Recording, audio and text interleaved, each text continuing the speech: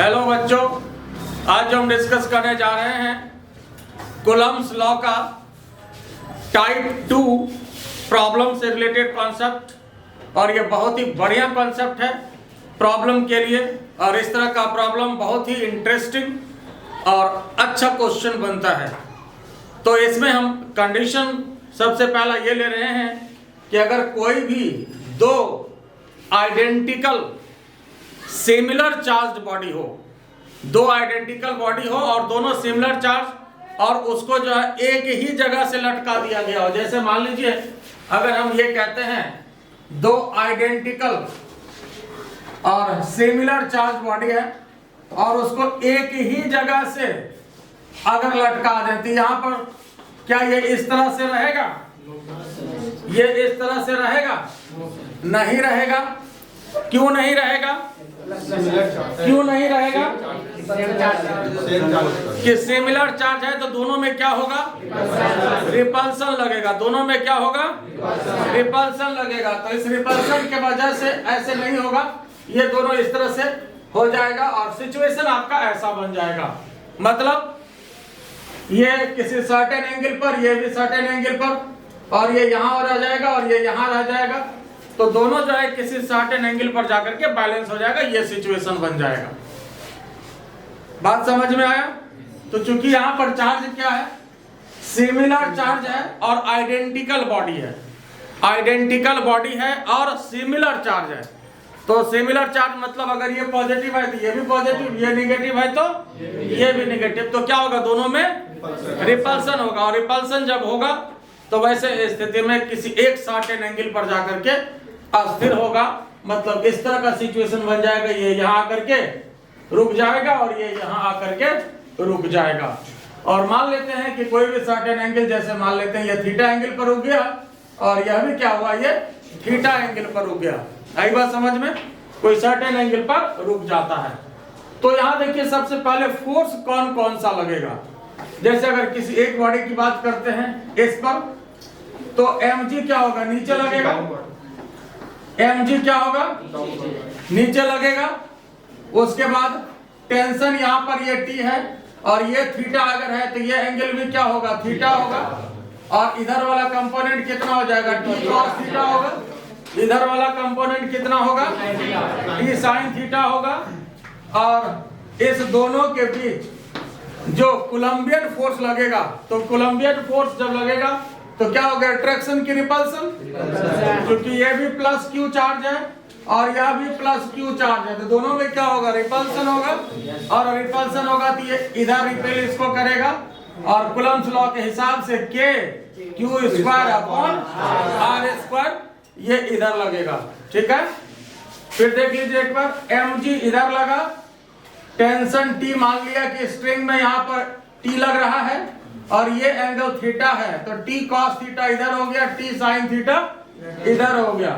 और Colombian force जो कि रिपल्सन लगेगा वो इधर होगा।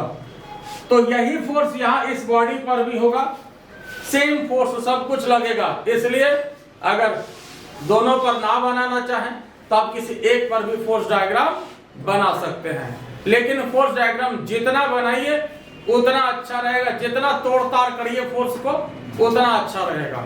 ठीक है, तो अब यहाँ पर देखिए ये mg नीचे और इधर के तरफ electrostatic force, Coulombian force K Q square upon R square.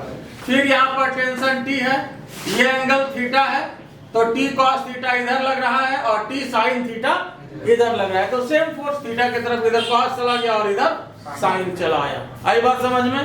अब यहाँ देखिए, तो इसमें जो फिजिक्स है, फिजिक्स इसमें जो है बस यही है कि यहाँ देखिए T sin थीटा इस फोर्स को बैलेंस करेगा, इधर वाला फोर्स इधर वाले को बैलेंस करेगा और ऊपर वाला फोर्स नीचे वाले को बैलेंस करेगा। आई बात समझ में? इधर वाला इधर वाले को बैलेंस करेगा, ऊपर वाला नीचे वाले को बैलेंस करेगा इन द बैलेंसिंग और इक्विलिब्रियम कंडीशन। तो फिजिक्स इसमें बस इतना ही है, फिजिक्स इसमें बस इतना ही है और बाकी क्या है? मैथमेटिक्स है। तो यहाँ पर देखिए जब इन द बैलेंसिंग कंडीशन की अगर हम बात करते हैं, इन the balancing condition in the balancing condition, तो क्या होगा साहब, टी साइन थीटा कितने के बराबर होगा, टी साइन थीटा कितने के बराबर होगा, K Q square upon R square. चलिए इसको मान लिया इक्वेशन फर्स्ट, कोई दिक्कत है इसमें? अब इसके बाद ऊपर वाला फोर्स नीचे वाले को बैलेंस करेगा, तो यहाँ पर टी कॉस थीटा कितने के बराबर हो गया, mg। ये मान लीजिए इक्वेशन 2। आई बात समझ में? तो इसमें फिजिक्स बस इतना ही है और बाकी अब मैथमेटिक्स है, और बाकी इसमें अब कई तरह का क्वेश्चन आपके पास बन सकता है। इसी में कई क्वेश्चन बन सकता है अलग अलग, जो भी पूछा जाए। कभी चार्ज का वैल्यू पूछ सकता है, कभी मास का वैल्यू पूछ सकता है, और कभी दोनों चार्ज के बीच डिस्टेंस पूछ सकता है, कभी टेंशन पूछ सकता है। तो कुछ भी पूछा जा सकता है, और फिजिक्स इसमें बस इतना ही है। अब जो पूछेगा उसको निकालना है, और बाकी बात जो फैक्टर है वो आपको दिया मिलेगा, वो क्वेश्चन का काम देना है ना। जो पूछा जाएगा उसको छोड़ के आप बाकी क्वेश्चन देने वाले का काम है। अगर हम क्वेश्चन देते हैं तो मेरा काम है कि बाकी आपको सारा इंफॉर्मेशन दिया जाए, कि ताकि क्वेश्चन वो बन जाए, ठीक है। और कुछ नहीं दिया हुआ है तो इक्वेशन फॉर्म में भी क्वेश्चन बनता है, एक्सप्रेशन फॉर्म में भी क्वेश्चन बनता है, तो उसी टर्म में आपको निकालना है। आई बात समझ में? तो अब इसमें देखिए, जैसे मान लीजिए अगर यहाँ पर थीटा को अगर क्वेश्चन पूछे कि ये एंगल थीटा कितना होगा, ठीक है, और ये एंगल थीटा है और ये भी थीटा है, दोनों मिला करके अगर कहें तो कितना हो गया, 2 थीटा होगा। दोनों मिला करके 2 थीटा, अगर थीटा जितना निकलेगा और दोनों बॉडी के बीच एंगल पूछा जाए तो वहां पर 2 थीटा हो जाएगा, ठीक है। थीटा ये और ये भी थीटा है। तो अगर यहाँ पर दोनों को डिवाइड करते हैं, डिवाइडिंग 1/2, डिवाइडिंग 1/2, तो टी साइन थीटा और नीचे क्या हो जाएगा, टी कॉस थीटा, कितने के बराबर हो जाएगा, K Q square upon R square, और mg यहाँ पर मल्टीप्लाई हो जाएगा। बोलो कोई दिक्कत है? तो t तो साफ हो गया, sine theta upon cos theta, tan theta, और K Q square upon R square mg। तो ये टेन थीटा की बात हो गई। और अगर थीटा पूछा जाए तो क्या करेंगे साहब, इनवर्स में डाल देंगे। अगर थीटा पूछा जाए तो tan inverse K Q square upon R square mg। आई बात समझ में? अगर थीटा पूछा जाए तो इसको क्या करना है, इनवर्स में डाल देना है। और k का वैल्यू जरा ध्यान दीजिए, k का वैल्यू यहाँ पर कितना होता है, 1/4 पाई एप्सिलॉन नॉट। एयर के लिए नहीं पूछा, एयर की ही बात है। तो k का वैल्यू यहाँ पर क्या हम लोग पुट कर देंगे, 1/4 पाई एप्सिलॉन नॉट, और इसका वैल्यू भी आपको पता है 9 into 10 to the power 9। तो अगर सारा वैल्यू दिया हुआ है कि भाई ये मास आधा किलो है तो 250 ग्राम है, तब हम लोग इसको पुट करेंगे। अगर कुछ नहीं दिया हुआ है तो हम लोग के रूप में ही छोड़ देंगे, यही आंसर हो जाएगा। आई बात समझ में? बात क्लियर हुआ कि नहीं? अब यहाँ देखिए, तो थीटा पूछे तो ये निकल गया, टेन थीटा के लिए ये हो गया, ठीक है। अब क्वेश्चन पर डिपेंड करता है कि क्वेश्चन आपसे क्या पूछ रहा है। जैसे मान लो कि अगर दोनों चार्ज के बीच डिस्टेंस पूछा जाए, जैसे ये चार्ज और ये चार्ज के बीच का डिस्टेंस, यहाँ पर क्या हम लोग मान रहे हैं, आर मान रहे हैं, तभी डिस्टेंस आर लिए हैं। दोनों चार्ज के बीच का डिस्टेंस क्या मान रहे हैं, आर मान रहे हैं। तो अगर दोनों चार्जेस के बीच का अगर डिस्टेंस पूछा जाता है तो इसमें क्या करेंगे, आर स्क्वायर को इधर लाएंगे, बाकी को इधर छोड़ देंगे। आई बात समझ में? बात क्लियर हुआ कि नहीं? अगर मान लो, देखो अगर ऊपर लिखा हुआ है, तो अगर यहाँ डिस्टेंस निकालना हो, जरा ध्यान दीजिए, तो कोई दिक्कत नहीं, आर स्क्वायर को इधर निकाल देंगे, मतलब सेपरेशन, दोनों चार्ज के बीच का डिस्टेंस, इसको सेपरेशन भी कहा जाता है। दोनों चार्ज के बीच का डिस्टेंस क्या होगा, मतलब सेपरेशन बिटवीन द चार्जेस, दोनों चार्ज के बीच का सेपरेशन कितना होगा। तो यहाँ पर आर स्क्वायर को इधर कर लेंगे, के क्यू स्क्वायर, और नीचे क्या हो जाएगा, mg tan थीटा। आई बात समझ में? अब r की अगर बात करें KQ square mg tan theta और इस पर रूट करें या पावर कितना हो जाएगा, हाफ हो जाएगा। तो ये सेपरेशन हो गया। तो इस तरह से जो भी पूछे उसको हम लोग आराम से निकाल सकते हैं। आई बात समझ में या नहीं? बात क्लियर हुआ? तो इसमें जो फिजिक्स लगा बस ये दो आपका इक्वेशन है कि ऊपर वाला नीचे वाले को बैलेंस किया है ना, और इधर वाले को बैलेंस किया। ठीक है, KQ upon R square t sine theta के बराबर और t कॉस थीटा mg के बराबर। ठीक है, यहां तक इसमें कोई दिक्कत है? और इसमें और भी कई अच्छा क्वेश्चन बनता है, हम उस पर भी डिस्कस कर रहे हैं। पहले आप लोग थोड़ा इसको लिख लीजिए।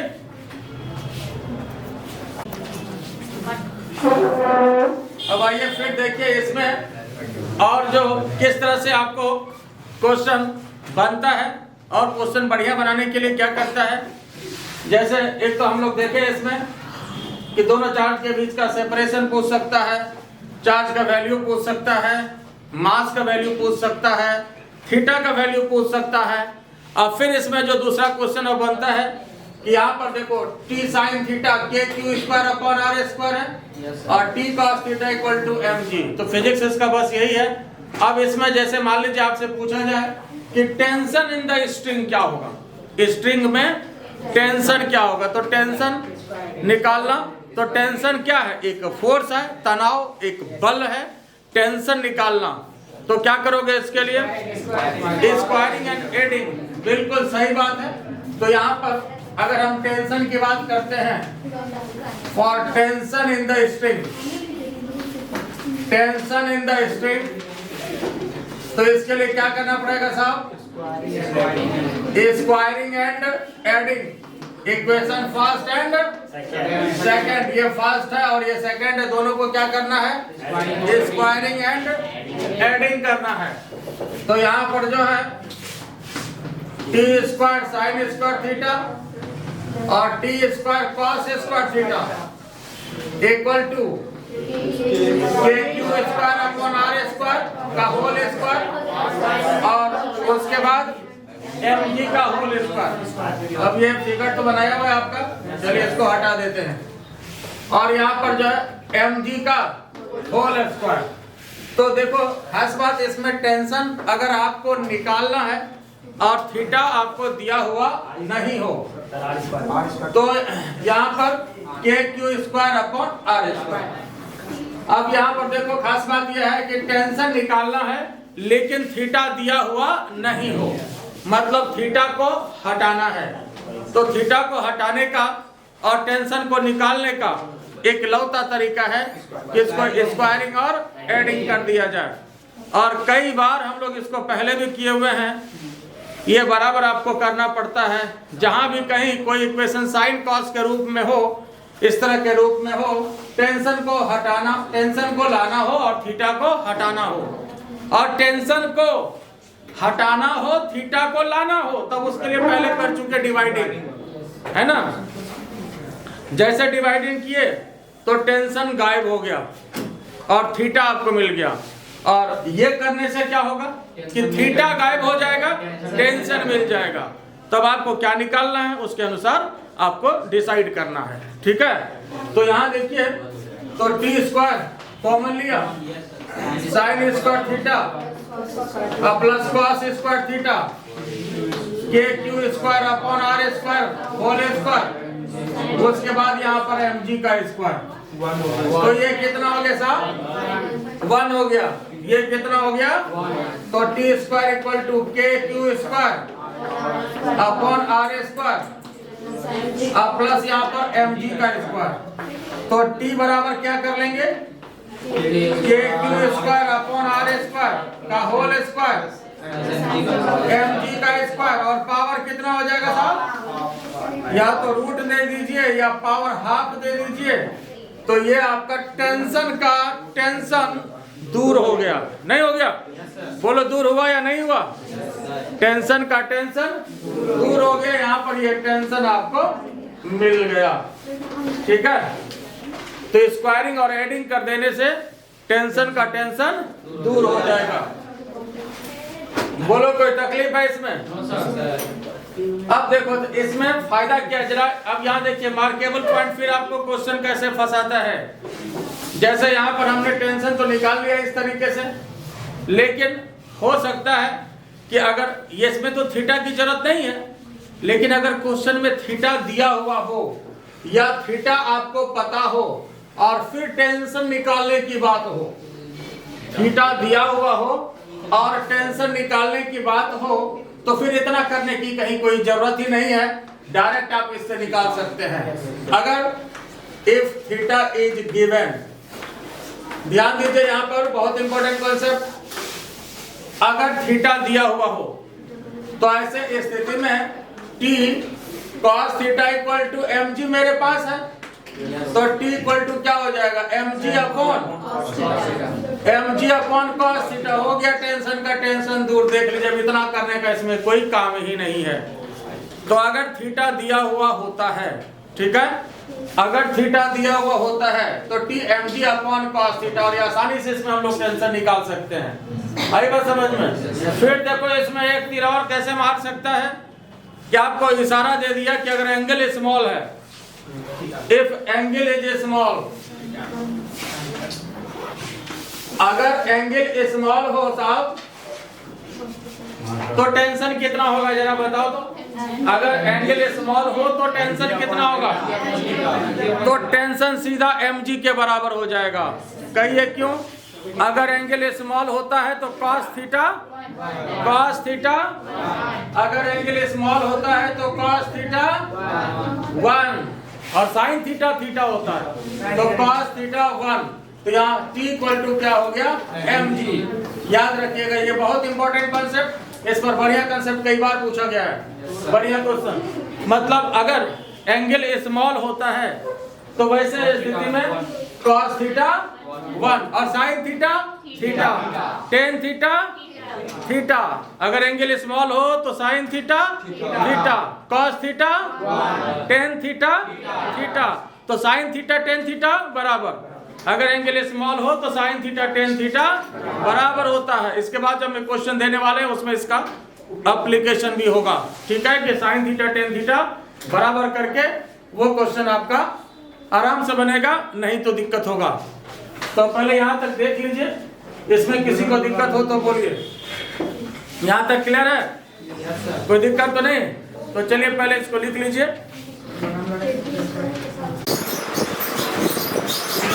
देखिए नेक्स्ट क्वेश्चन, ये सिमिलर क्वेश्चन है लेकिन बढ़िया क्वेश्चन है, ध्यान से देखिए। नेक्स्ट क्वेश्चन सिमिलर क्वेश्चन है, बढ़िया क्वेश्चन है। इसमें थोड़ा सा ये आपको तीर चला दिया है कि angle between them is small, और इस बात का ध्यान इसमें रखना होगा। क्वेश्चन क्या कर रहा है, two identical ball each of mass small m, दो आइडेंटिकल बॉल है each of mass small m are suspended by the thread each of length l, each of length l। यहां देखो ईच ऑफ लेंथ l, ठीक है, तो length इसका l है। अब यहां देखिए अब क्या कर रहा है, if they carry similar charge, तो यहां भी प्लस q और यहां भी प्लस q। बोलो इसमें कोई आपत्ति है? ठीक है। So that separation between them, अब एंगल स्मॉल है, मान लो जैसे मान लेते हैं सपोज कि ये एंगल थीटा है, तो ये भी कितना है, थीटा है। आई बात समझ में? ये अगर थीटा है तो ये भी क्या है, थीटा है। So that separation between them, separation पूछ रहा है, तो ये भी प्लस क्यू चार्ज और ये भी प्लस क्यू चार्ज, और दोनों के बीच का सेपरेशन जो भी मान लीजिए, यहाँ पर हम आर मान लेते हैं, दोनों के बीच का सेपरेशन। और फोर्स डायग्राम जो यहाँ पर लगेगा जरा ध्यान से देखिए, फोर्स डायग्राम mg आपका नीचे लगेगा, टेंशन t है यहाँ। फिर यहाँ देखिए ये अगर थीटा है तो ये भी क्या होगा, थीटा होगा। कोई तकलीफ इसमें? ये थीटा, तो अगर यहाँ पर टेंशन T है तो इधर कितना हो गया T cos थीटा, इधर वाला कंपोनेंट कितना हो गया T sin थीटा, और इधर जो लगेगा इलेक्ट्रोस्टैटिक फोर्स दोनों के बीच रिपल्सन, इलेक्ट्रोस्टैटिक फोर्स कितना लगेगा साहब KQ² अपॉन ये इलेक्ट्रोस्टैटिक फोर्स लगेगा। बोलो कोई तकलीफ है इसमें?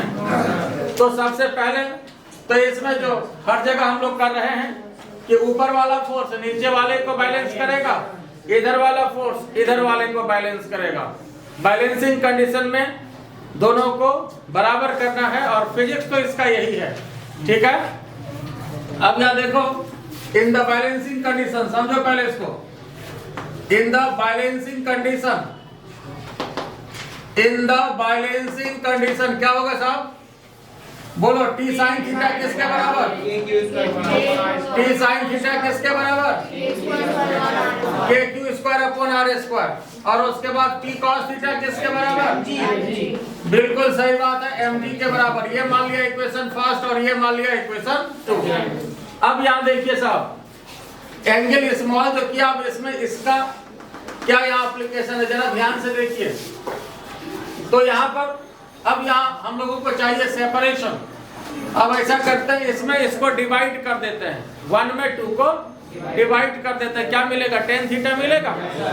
डिवाइडिंग 1/2, 1 में 2 को डिवाइड कर दीजिए, tan थीटा मिलेगा। और tan थीटा कितना मिलेगा तभी हम लोग निकाले में, 1 में 2 को डिवाइड करिएगा, KQ² अपॉन R² mg, ठीक है। तो यहाँ पर हम लोग को सेपरेशन निकालना है, मतलब R निकालना है, यही निकालना है ना, ठीक है। तो यहाँ पर क्या करना है, tan थीटा का वैल्यू इसमें पुट करना होगा। क्या करना पड़ेगा? tan थीटा का वैल्यू, क्योंकि ये जो आपको निकालना है, जो प्रूफ करना है, जरा इसमें देखिए तो थीटा वाला फैक्टर कहीं है, क्योंकि आंसर भी आपको दिया हुआ है, सेपरेशन इतना होना चाहिए, है ना। सेपरेशन कितना होना चाहिए? इतना होना चाहिए, Q² L अपॉन 2πε0 mg, है ना। और पावर कितना? 1/3, मतलब क्यूब रूट है, पावर 1/3। तो सेपरेशन इतना होना चाहिए, ठीक है। तो आंसर भी आपको दिया ही हुआ है। तो इसमें कहीं थीटा वाला फैक्टर दिख रहा है क्या?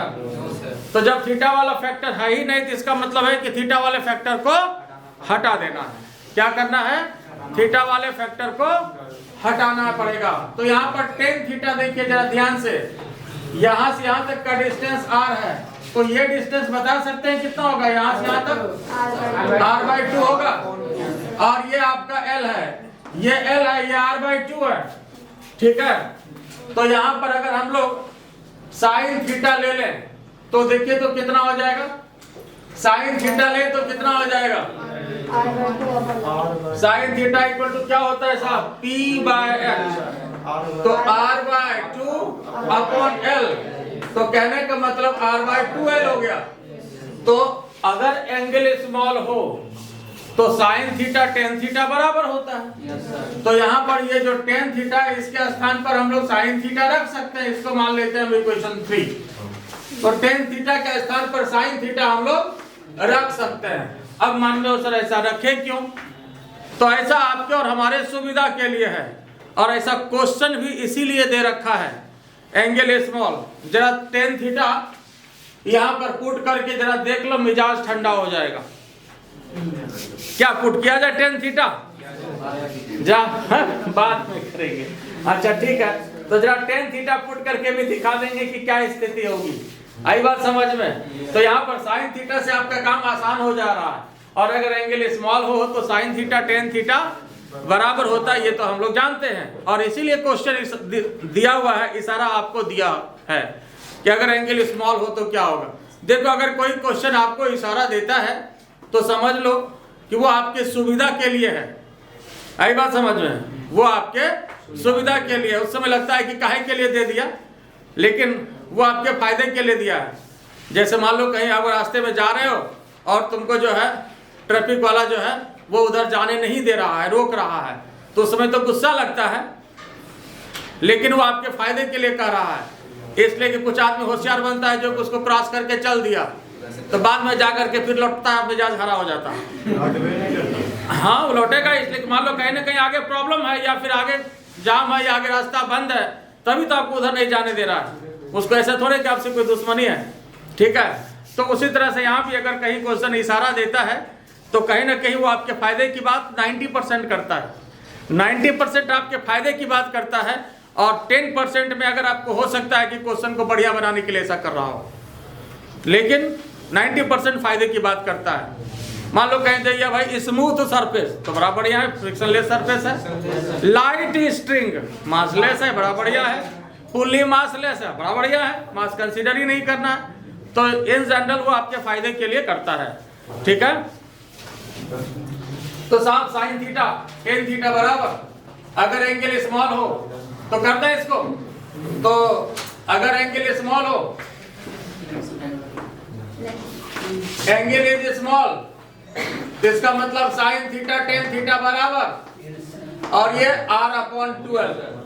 तो क्या करना है यहाँ पर, अब पुट कर देना है ना। यहाँ पर क्या करना है, पुट कर देना है। बोलिए यहाँ तक पहले कोई दिक्कत है? तो यहाँ देख लीजिए, ऊपर लिखा हुआ है, ठीक है, ध्यान देख लीजिए। तो अब टेन थीटा के स्थान पे साइन थीटा कितना बैठा देंगे हम लोग, r/12, उसके बाद k q², नीचे r²mg। तो निकालना इसमें क्या है, निकालना क्या है, r निकालना है, सेपरेशन निकालना है, दोनों चार्ज के बीच का सेपरेशन निकालना है, r निकालना है। आई बात समझ में, दोनों चार्ज के बीच का सेपरेशन r निकालना है। r² यहाँ, r यहाँ, इसको इधर भेज दो, r³ हो गया, इसको इधर भेज दो, 2l k q² और नीचे mg। आई बात समझ में। अब समय आ गया है कि k का वैल्यू भी पुट कर दिया जाए। नहीं, k का वैल्यू कितना पुट करोगे, 1/4πε0 q²mg। क्योंकि आपको क्वेश्चन में पुट किया हुआ है, अगर सिर्फ निकालना होता तो हम लोग के भी छोड़ सकते थे, लेकिन चूंकि आंसर हमको प्रूफ करना है, और उसके बाद ज्यादातर हम इसका कटाने की सलाह तो नहीं देते हैं, लेकिन यहाँ पर कटाना पड़ेगा इसलिए कि प्रूफ करना है। तो यहाँ पर कटा दीजिए। तो यहाँ पर जो है क्या हो गया, आप देख लीजिए, q²l और नीचे 2πε0 mg, और ये r³ निकला ना साहब, ये क्या निकला, r³। तो r की बात करें तो यहाँ पावर दे दे 1/3, तो बस हो गया, देख लीजिए, साबित हो गया। तो यही आपका सेपरेशन हुआ, और ये आपका टारगेट था, ये सेपरेशन हुआ और ये आपका टारगेट था। इसमें देखो एंगल स्मॉल होने से ये फायदा हुआ ना कि हम लोग टेन थीटा को साइन थीटा में कन्वर्ट कर लिए, और साइन थीटा से पुट करना इसको आसान हुआ, है ना।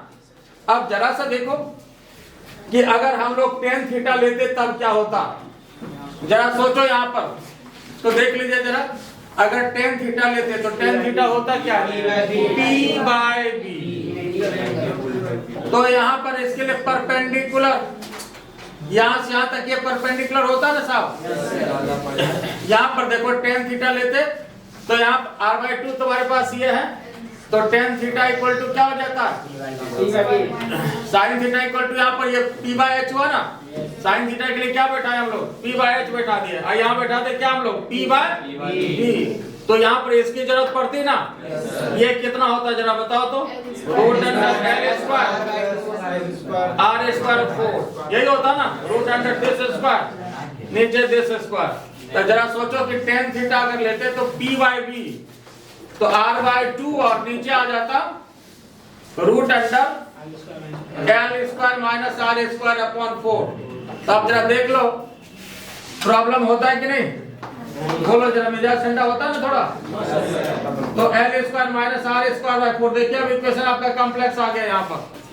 तो अब यहाँ से फिर r को हटाना बहुत मुश्किल हो जाता आपको। आई बात समझ में, देख रहे हो ना।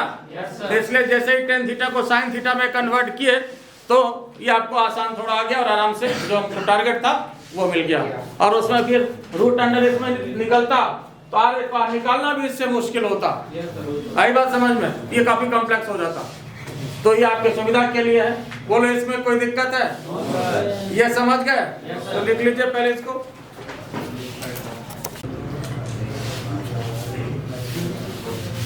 फिर देखिए नेक्स्ट क्वेश्चन, और इस टाइप का ये लास्ट क्वेश्चन। अगर अब यहाँ पे क्या कहा है क्वेश्चन देखिए, two identically charge sphere each of mass 5 gram. Mass कितना है साहब? 5 ग्राम। तो सबसे पहले जैसे 5 ग्राम है तो कैलकुलेशन में गलती नहीं हो, इसलिए इसको किलोग्राम में बदल लिया जाए। -3 kg कर दे, 10 to the power -3 kg, 5 से मल्टीप्लाई कर दीजिए। Suspended bye A thread from A common point, common point से सस्पेंडेड है। Calculate charge on each sphere, निकालना आपको क्या है साहब? चार्ज निकालना है। और angle between the string 90 degree, तो ये थीटा 90 है, इसका मतलब 45 हो गया। और इसके बाद क्या दिया हुआ है? सेपरेशन बिटवीन द स्फीयर 50 है, तो आर का वैल्यू कितना है? 50 सेंटीमीटर है। मीटर में करेंगे तो 0.5 मीटर। आई बात समझ में? और इसमें फिर फिजिक्स क्या होगा, ध्यान दीजिए। तो फिजिक्स क्या होगा? फिर वही बात, दोनों क्या होगा? इस तरह से ये सेपरेट हो जाएगा, है ना? सेपरेट हो जाएगा, कोई सर्टेन एंगल पर जाकर कैसे अस्थिर हो जाएगा, सर्टेन एंगल पर अस्थिर हो जाएगा। तो यहाँ पर T sine theta K Q square upon R square को बैलेंस करेगा in the balancing condition. In the balancing condition K Q square upon R square, ये टी साइन थीटा के बराबर होगा, है ना? और यहाँ पर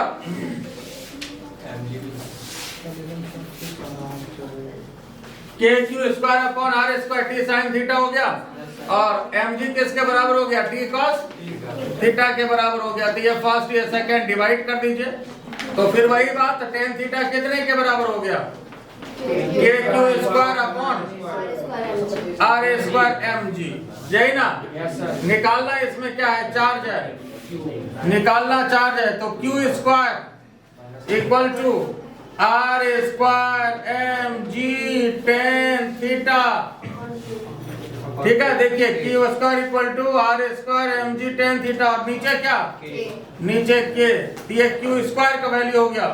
अब सभी वैल्यू यहाँ पर क्या करेंगे साहब? हम लोग पुट कर देंगे, ठीक है ना? सारा वैल्यू को क्या करेंगे? पुट कर देंगे। बोलो इसमें कोई आपत्ति है? तो अब ये बताओ, आर का वैल्यू कितना?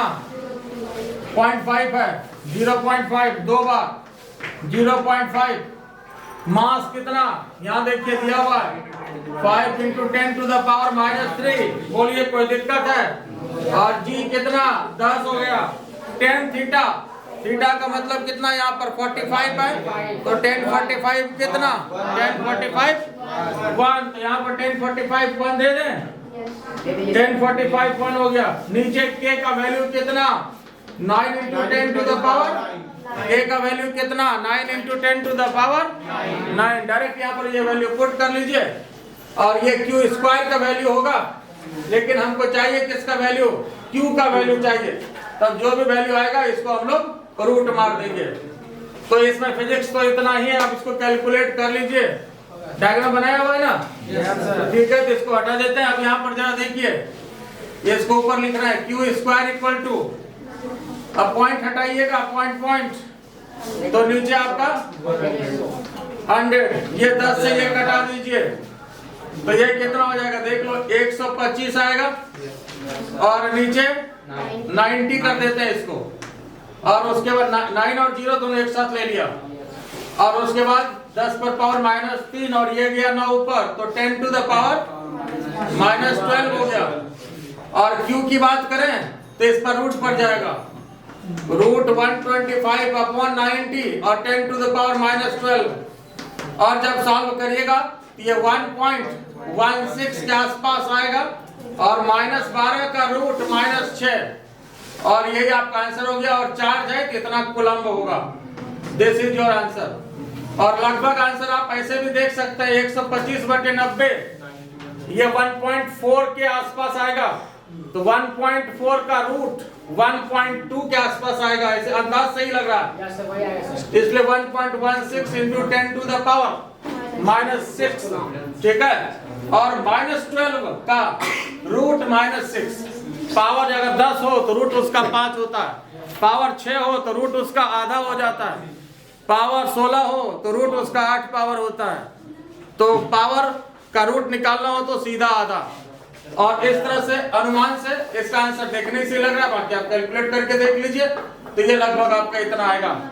तो क्या देखें, इस सारे क्वेश्चन में कॉन्सेप्ट क्या हुआ, एक ही है। एक बार इन ब्रीफ क्वेश्चन क्या था, हर टाइप का क्वेश्चन हमने इसमें डिस्कस किया, लेकिन सिचुएशन आपका वही था कि कॉमन पॉइंट से आइडेंटिकली चार्ज्ड बॉडी को सस्पेंड किया गया, और जैसे ऐसे रहेगा तो तुरंत ऐसे हो जाएगा और ये किसी सर्टेन एंगल पर जाकर के रुक जाएगा, कोई सर्टेन एंगल पर। और ऐसे बिल्कुल नहीं होगा, इसलिए कि बॉडी का जो वेट है वो काम करेगा और उसको हल्का किसी न किसी एंगल पर उसको झुकाए रखेगा।